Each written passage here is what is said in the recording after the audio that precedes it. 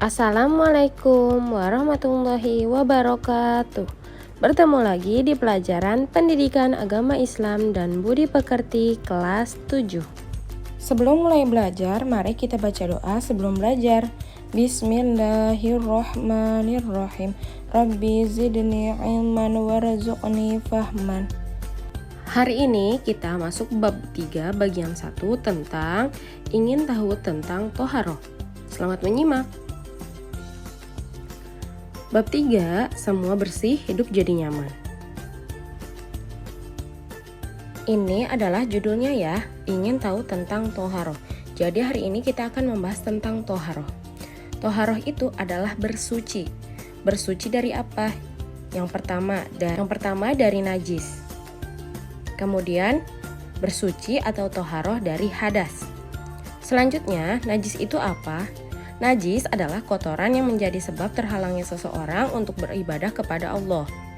Sedangkan hadas, jadi kata lainnya najis adalah kotoran yang bisa menghalangi seseorang untuk ibadah.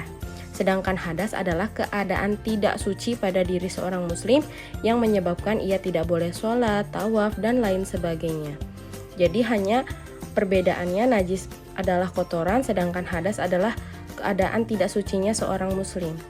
Selanjutnya, najis itu terbagi menjadi 3. Yang pertama ada najis mukhafafah, yang kedua ada najis mutawasitoh, dan yang ketiga adalah najis mughaladzah. Kali ini kita akan membahas tentang najis mukhafafah atau najis ringan.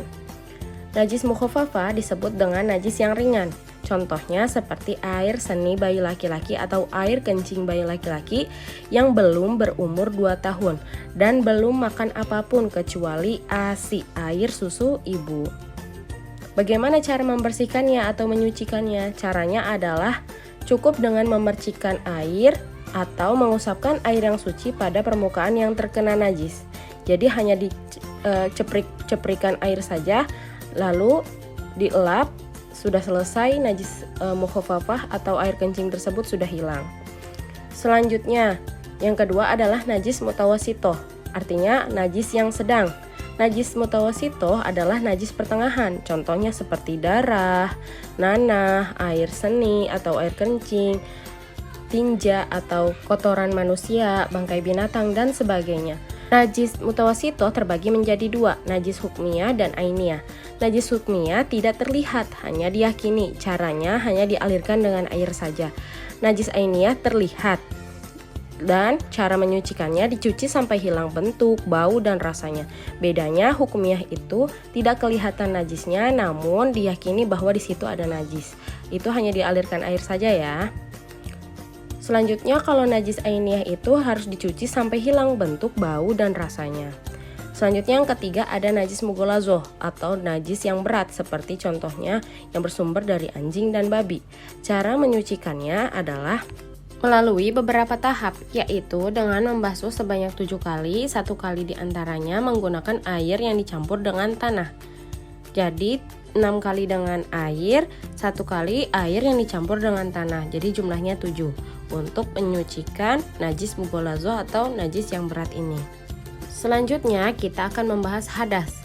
Hadas hanya terbagi menjadi 2, yaitu ada hadas kecil dan hadas besar. Selanjutnya cara mensucikan hadas.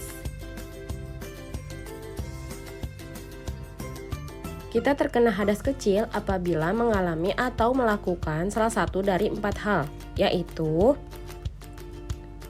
yang pertama, keluar sesuatu dari kubul atau kemaluan yang dari depan, dan dubur itu dari belakang, kemaluan yang dari belakang. Walaupun itu berbentuk cacing ataupun yang lainnya ataupun pipis, itu adalah termasuk dari hadas kecil. Selanjutnya yang kedua adalah hilang akal, contohnya tidur. Yang ketiga adalah bersentuhan kulit antara laki-laki dan perempuan yang bukan mahram. Selanjutnya yang keempat, menyentuh kubul atau kemaluan yang depan dan dubur dengan telapak tangan.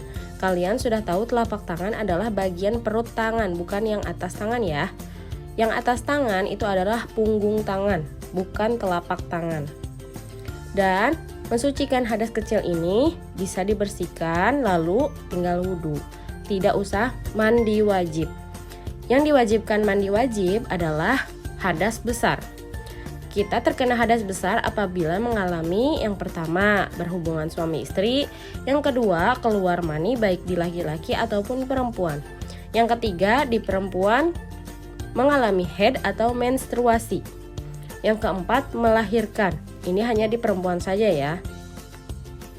Dan yang kelima nifas, artinya darah setelah melahirkan. Yang keenam meninggal dunia. Jadi itu wajib untuk melakukan mandi wajib. Dari 6 penyebab ini wajib mensucikannya dengan mandi wajib. Sedangkan hadas kecil hanya berwudu saja. Selanjutnya kita akan membahas macam-macam darah perempuan. Darah perempuan yang pertama ada darah haid yang biasanya mengalami 1-15 hari. Apabila lebih itu bukan darah haid. Jadi wajib sholat. Selanjutnya yang kedua ada darah nifas, artinya darah yang setelah melahirkan. Biasanya paling sedikit itu 1 hari dan paling banyak biasanya 40 hari sampai 60 hari. Selanjutnya yang ketiga darah istihadoh, keluar darah secara tidak normal. Jadi lebih dari 15 hari itu adalah termasuk darah istihadoh. Bagi perempuan yang mengalami darah haid dan nifas maka tidak wajib sholat ataupun yang lainnya. Tetapi kalau yang istihadoh itu harus melakukan ibadah secara biasa. Jadi wajib sholat ataupun yang lainnya. Jadi bagi perempuan wajib mencatat titik-titik haidnya kapan saja agar bisa dihitung kapan haid dimulai dan kapan haid terakhir. Agar bisa dihitung kapan masa bersihnya. Nah, cukup sekian. Alhamdulillah, pembelajaran hari ini telah selesai. Klik tombol like, subscribe, dan komen pada channel ini agar channel ini selalu memberikan manfaat. Terima kasih. Wassalamualaikum.